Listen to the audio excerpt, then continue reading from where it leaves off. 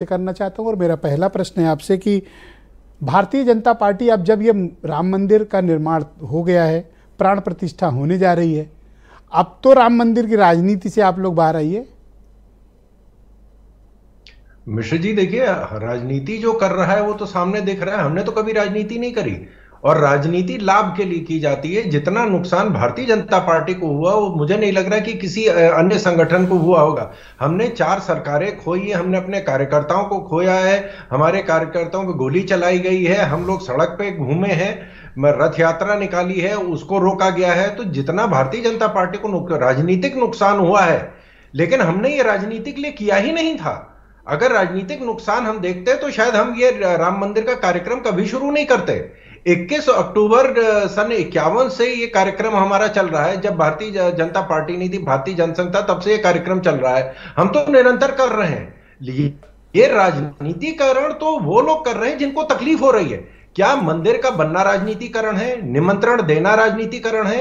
Airport या वहां पे रेलवे स्टेशन बनना राजनीतिकरण है? अयोध्या का पुनर्निर्माण राजनीतिकरण है? इसमें राजनीति कहां है? और जिनको अगर ये फैसला लेना था कि हम नहीं आना दुश्मन पार्टी के नेताओं को बुलाना और उनके ना आना और फिर उस पर बखेड़ा खड़ा करना, ये तो राजनीति है सर।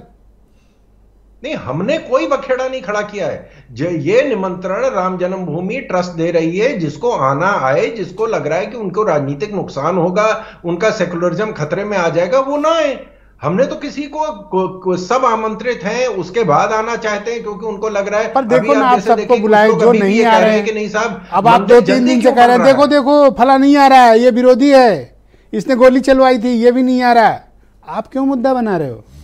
नहीं, गोली किसने चलाई थी वो सबको मालूम है।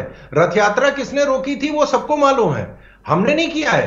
राजनीतिकरण उनको डर है। हम तो आज भी कह रहे हैं कि जो हुआ सो हुआ, अब सब लोगों को आना चाहिए, लेकिन उनको लग रहा है कि उनका सेकुलरिज्म खतरे में आ जाएगा, तो इसलिए उन लोगों को नहीं आना चाहिए। और वो भी उस भगवान के लिए जो मीट खाते हैं, अंडा खाते हैं, जो उस धर्म के भगवान जो कोड है, उनको उस ऐसी जगह नहीं आना चाहिए।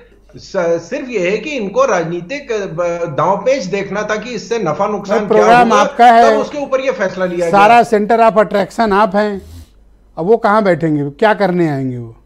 नहीं, सेंटर ऑफ अट्रैक्शन तो भगवान राम है। 22 तारीख को कोई सेंटर ऑफ अट्रैक्शन हो ही नहीं सकता। भगवान राम सेंटर ऑफ अट्रैक्शन है।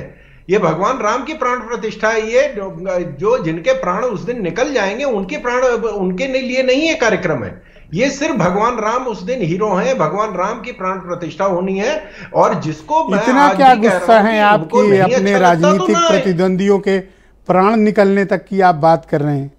मुझे लगता है कि ये थोड़ा सा उचित नहीं है। नहीं मिश्र जी, वो कह रहे हैं, हम तो कह रहे हैं कि आइए।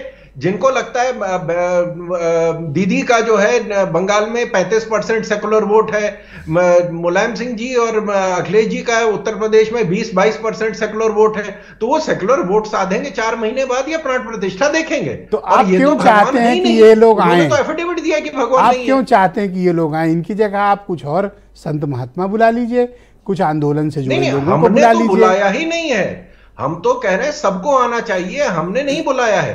भारतीय जनता पार्टी का शीर्ष नेतृत्व खुद भी निमंत्रित है, वो उनको भी निमंत्रण दिया गया है।